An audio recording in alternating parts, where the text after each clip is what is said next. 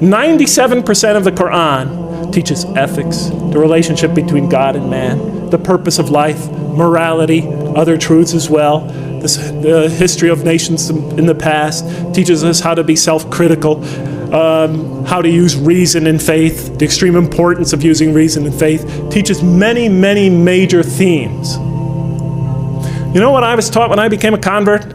Rules, rules, rules.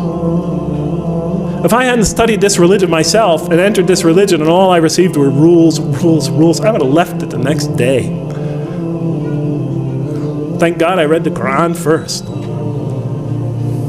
If we're going to draw these indigenous people, our own children, that second, third, and fourth generation, those converts and non-Muslims into this religion, let us begin by following the model established by God himself through his prophet Muhammad, peace be upon him.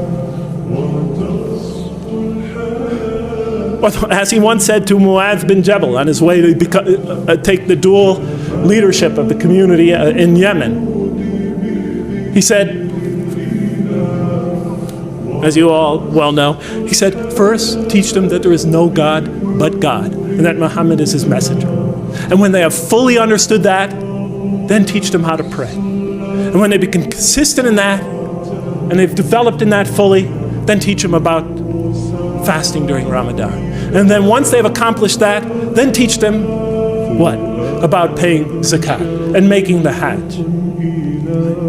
And so forth and so on. He said, make things easy for people and do not make them difficult, and inform them of the glad tidings and do not repulse them.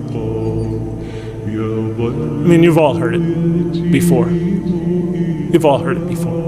Do we practice that here? We're trying to win these kids back over to this religion.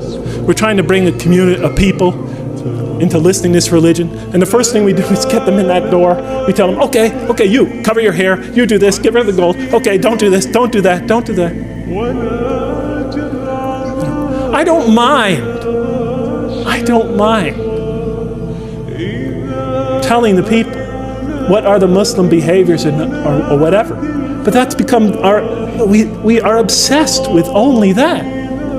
I've attended Friday prayers for 20 years now in this country. And every Friday it's the same thing. The speeches are either political, about Muslim politics, or they're about rules and regulations, or somebody's diatribe about, problems going on in the Muslim community. They never discuss the other 97% of the Quran. Virtually never. Or else it's just brief allusions to that. And be tolerant. When we bring people into our community, don't expect them to become Middle Easterners or, Arabs or Pakistanis or Sri Lankans the next day or ever even. Give them time to grow into the religion. Give them the space to grow. Give them the room to grow. Give them the right to ask. Give them the right to question. Give them time to develop. The Quran gave them 13 years in Mecca, and then slowly but surely brought them along after that. We always put the cart before the horse. Give them time. If our kids come to our community not so modestly dressed, it's better that they come than not come at all. We have to start, if they have this or that problem, if their behavior is not perfect from our particular perspective, it's better that they come and hear the message. It's better that they work out for themselves what it is to be a Muslim in America. Because that's the generation that's going to have to take this into the future. It's better for them to be among us than not to be among us. If the Prophet and his companions adopted our approach, there'd probably be no Muslims today. How about the time the man came and he urinated in the mosque in that famous hadith report? The companions were ready to kill the guy. The report says that they already had their hands on him. How do you know? Because the report says the Prophet said, let him go. Go get some water and pour it over it. You've been sent to make things easy for people, not to make them hard. Let's follow the Mecca plan. Let's just give it a try.